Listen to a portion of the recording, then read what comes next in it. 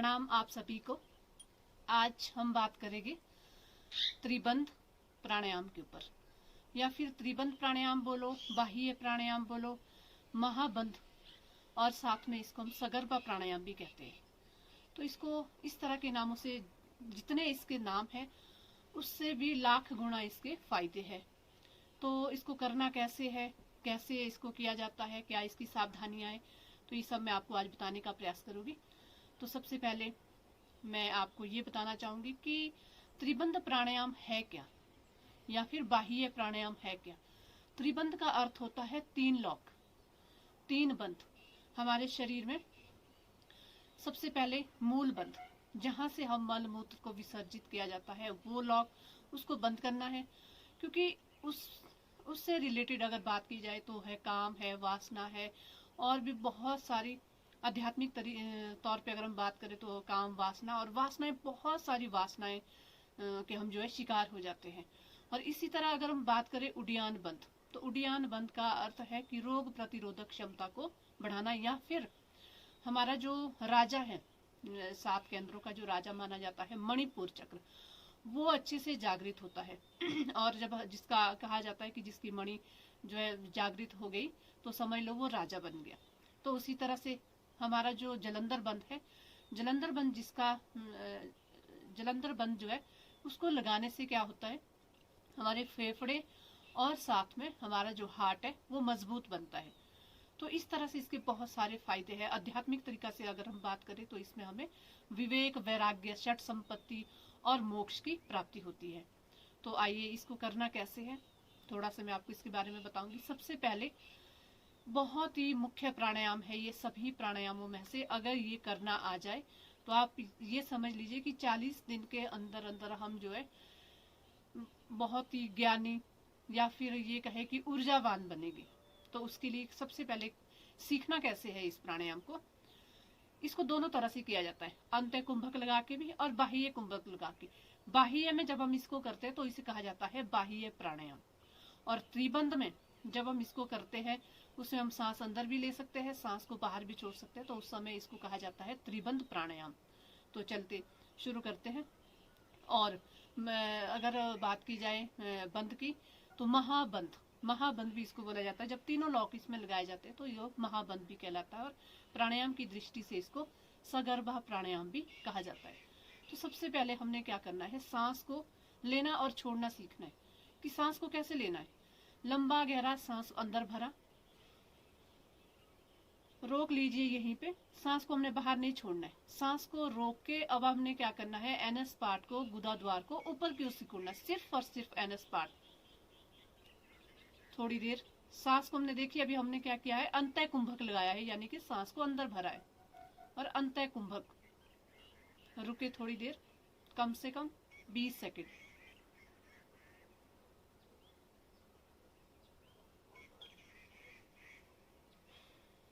सांस को छोड़ा और मूल बंध को भी छोड़ देना।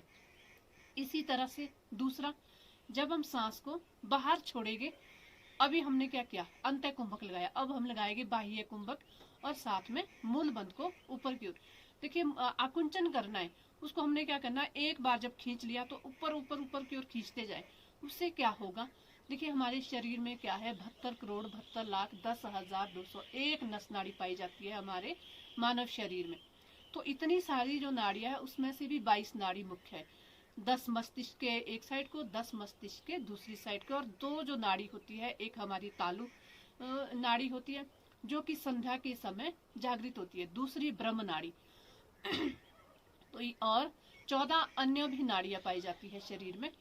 14 जो नाड़ियां है उसमें से भी सुषुम्ना जो रानी है नाड़ियों की, वो हमेशा सुषुप्ति अवस्था में रहती है, और उसको अगर जागृत करना है तो उसके लिए भी त्रिबंध का अगर हम प्रयोग करेंगे तो वो भी धीरे धीरे जागृत होगी। क्योंकि सुषुम्ना जो नाड़ी है वो हमेशा सुषुप्ति अवस्था में होती है, और उसको जागृत कैसे किया जाता है, 2 नाड़ियों के द्वारा। 2 नाड़ियां का अर्थ है ईड़ा और पिंगला। 14 नाड़ियां मैंने आपको बताई, लेकिन उसमें से 3 नाड़ी हमारी जो है मुख्य नाड़ी है, ईड़ा और पिंगला। इन दोनों नाड़ी के जागृत होने के बाद हमारी होती है सुषुम्ना नाड़ी जागृत। तो ये सब मैं आपको इसलिए बता रही हूँ क्योंकि इस प्राणायाम के इतने सारे फायदे हैं कि पूरी जो नाड़ियां है, देखिए मूल बंध क्यों लगाया जाता है, क्योंकि वहां पे भी बहुत सारी करोड़ों नाड़ियां है, और वो जो करोड़ों नाड़ियां है वो कहाँ जुड़ी है, उड़ियान बंध के साथ, और उड़ियान बंध के साथ करोड़ों नाड़ियां कहाँ जुड़ी है, जलंधर बंध के साथ। और ये जो पूरा ढांचा हमारे शरीर का है ये नाड़ियों का ही ताना बाना है।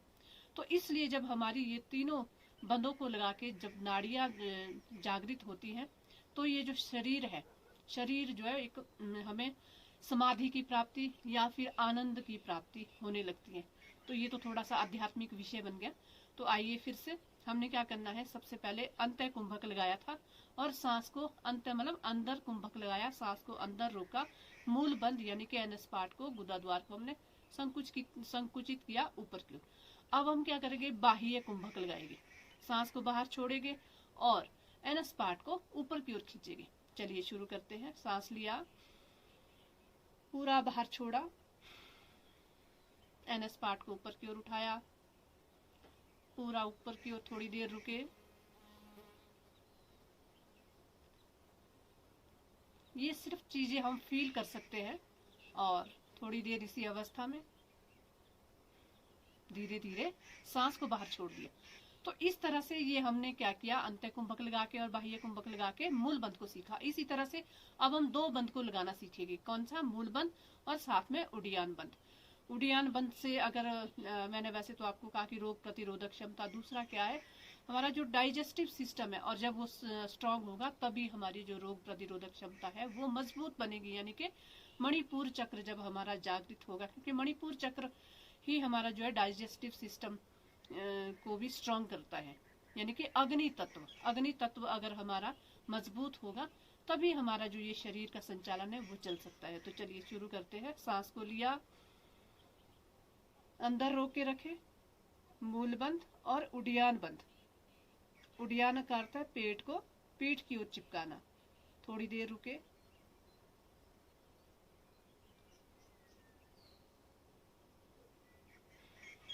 और धीरे से सांस को बाहर छोड़ दिया, दोनों बंधों को भी खोल दिया। अब हम क्या करेंगे, अभी हमने लगाया था अंत्य कुंभक, अब हम लगाएंगे बाह्य कुंभक। सांस को अंदर लिया, बाहर छोड़ा और पेट को और एनएस पार्ट को ऊपर की ओर उठाया, रुके थोड़ी देर, जितनी देर आप रुक सकते हो।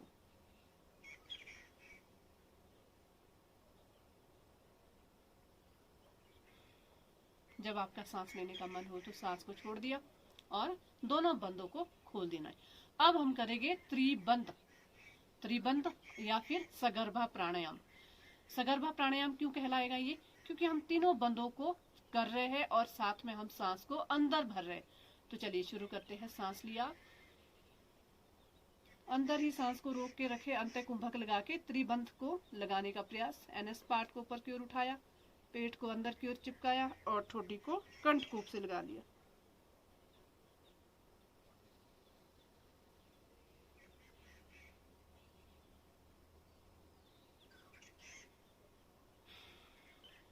देखिए बहुत अच्छा लगता है।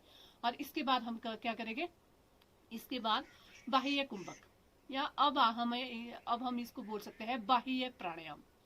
बाह्य प्राणायाम का अर्थ है सांस को बाहर रोक के त्रिबंध को लगाना। तो चलिए शुरू करते हैं। सांस लिया, बाहर छोड़ा, मूल बंध, उड़ियान बंध और जलंधर बंध।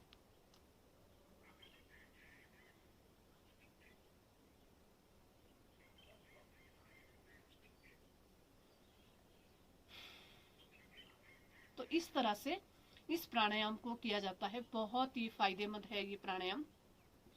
तो उम्मीद करती हूँ कि आप सभी को मेरी ये वीडियो पसंद आई होगी, और प्लीज़ कमेंट सेक्शन में अवश्य लिखें कि आपको मेरी ये वीडियो कैसी लगी।